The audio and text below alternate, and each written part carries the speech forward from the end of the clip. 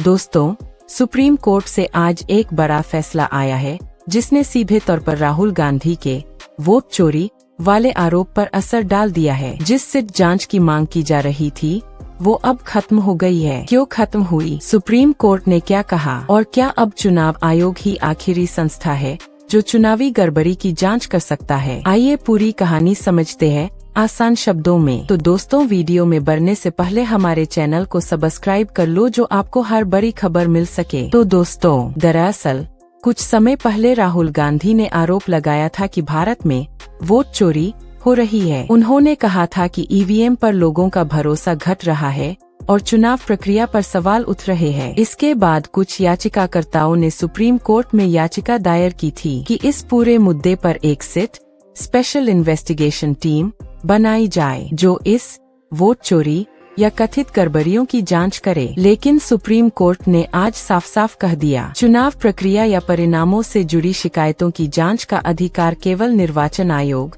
Election commission के पास है। Court ने कहा कि न्यायपालिका सीधे चुनावी प्रक्रिया में दखल नहीं दे सकती। मतलब साफ है, कोर्ट चुनाव से जुड़ी जांच नहीं करेगी। अगर किसी को चुनाव से जुड़ी कोई शिकायत है तो उसे सिर्फ और सिर्फ निर्वाचन आयोग के पास जाना होगा। हालांकि सुप्रीम कोर्ट ने कहा कि इस मामले में जो जनहित याचिका दाखिल की गई थी वो वास्तव में जनहित से जुड़ी नहीं है, क्योंकि चुनाव परिणामों की जांच का कानूनी अधिकार कोर्ट के पास नहीं बल्कि चुनाव आयोग के पास है। इसलिए कोर्ट ने कहा ऐसी याचिका का कोई औचित्य नहीं बनता और इसी के साथ यह याचिका खारिज कर दी गई। यानी सिट जांच की मांग अब पूरी तरह खत्म हो गई। लेकिन अब सवाल ये उठता है कि इसका असर राजनीति पर क्या होगा। एक तरफ कांग्रेस और राहुल गांधी जैसे नेता लगातार ईवीएम पर सवाल उठाते रहे हैं। दूसरी तरफ बीजेपी और चुनाव आयोग बार बार कहते हैं कि ईवीएम पूरी तरह सुरक्षित है। सुप्रीम कोर्ट के इस फैसले के बाद बीजेपी इसे अपनी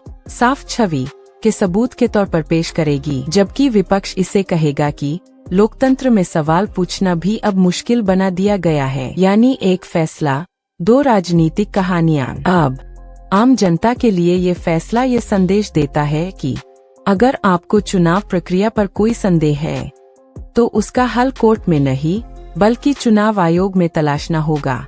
कोर्ट ने साफ कर दिया है कि लोकतंत्र की चुनावी मशीनरी की निगरानी का अधिकार सिर्फ ईसी के पास है।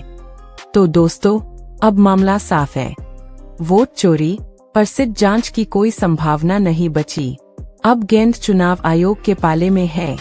क्या राहुल गांधी इस फैसले पर कुछ नया रुख अपनाएंगे या कांग्रेस कोई और कानूनी रास्ता ढूंढेगी?